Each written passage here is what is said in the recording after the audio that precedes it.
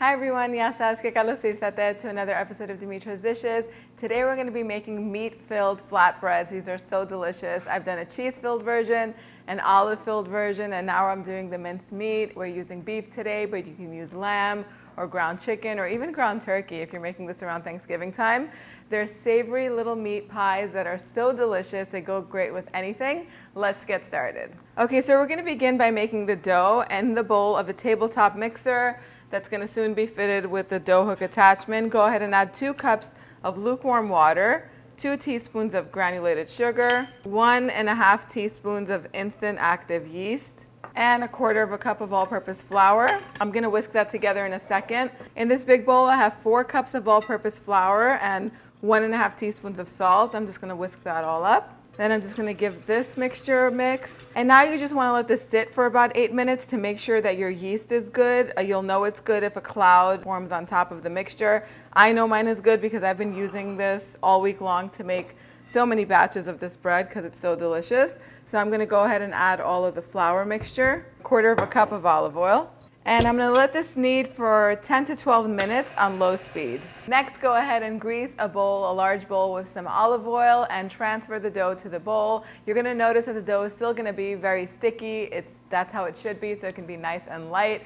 If it's too sticky to handle, you can grease your hands with a little bit of olive oil and it'll transfer easily into the bowl. Go ahead and toss the dough in the oil and then cover it with some plastic wrap. Set it aside in the warmest part of your house so it can double in volume. That can take between 1.5 to 2 hours.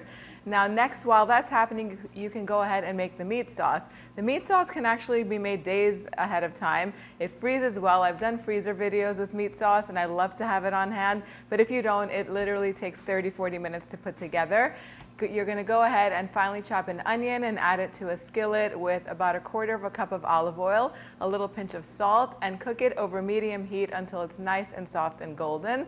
Then go ahead and grate 5 or 6 garlic cloves and add them to the pan. Just heat them through until they're nice and fragrant. Grated garlic burns quickly, so keep an eye on it and don't let that happen.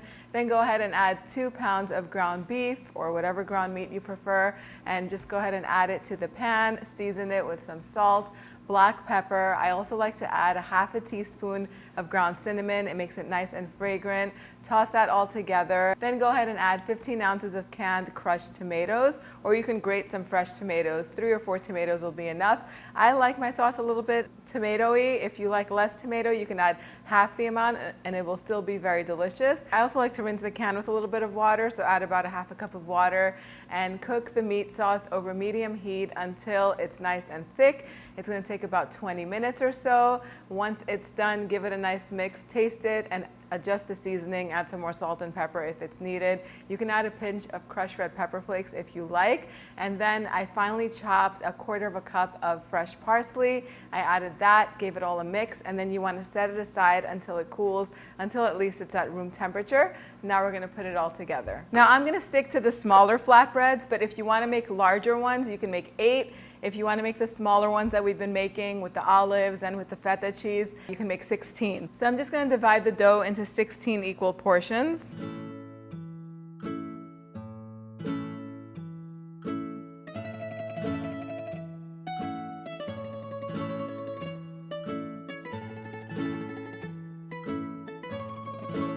So the dough is still pretty sticky, so what I'm going to do is grease the cutting board with a little bit of oil. I also do have some all-purpose flour on hand for later on in case they're extra sticky, but I'm going to stay away from the flour and try to use the oil so that way they stay nice and light. That might be a little too much oil, so I'll push it to the side. Just enough to keep them from being sticky. You see how the stickiness goes away with the oil? You're going to flatten them out and form them into a round disc, as thin as you can without it becoming translucent. The bigger the disc is, the more filling you could stick in there. So a big tablespoon of filling goes into the center of this meat filling. If you want to, you can add some harissa paste to the filling. You can add some roasted red peppers that have been finely chopped. You could even do, if you have any leftover veggies, you can put them in there. I just like this basic version. I think it's so good because it goes with everything.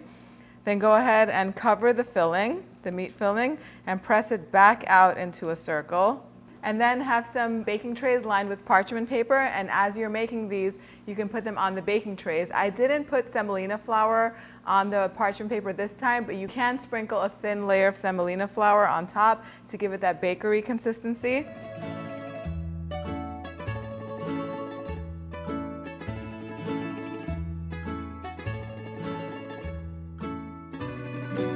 Now once you fill the dough with the filling and it's still breaking up on you, or if it's sticky, or while you're pressing it out, if they're starting to tear, then you can take some of the flour and just sprinkle it over top, and that's going to keep them from falling apart. And if they have a few holes in them, that's fine. So I'm going to continue making these. I'm going to fill all of them, and then it's going to be time to bake them. Next, you're going to brush the tops with some olive oil. You can melt salted butter and do that as well. If you want to sprinkle some sesame seeds on top, you can definitely do that. Make sure that the oven is preheated to 400 degrees Fahrenheit. These are going to bake between 20 to 25 minutes. They're ready when they're beautifully golden on top. Take them out of the oven and let them rest for about 10 minutes, and then they'll be ready to serve. I like to serve them just like this, alongside a salad. You can serve these as an appetizer, maybe with some dips on the side. Who wouldn't like some tzatziki with this? Time for the taste test. And as you can see, they're perfectly cooked all around. They're still nice and soft. And the filling, there's just plenty of filling in there.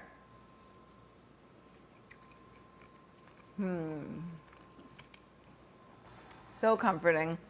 So delicious. This almost tastes like a stuffed pizza. Another idea, if you want to make these as mini pizzas, you don't have to stuff them. You can just form them into rounds and put the meat topping on top, maybe sprinkle some cheese on top. It makes a delicious snack for the kids. I hope you guys give this recipe a try. The exact measurements are on the website, dimitrasdishes.com. If you want to learn how to make the cheese-filled pies, click over here and I'll see you right over there. Yes, Sess?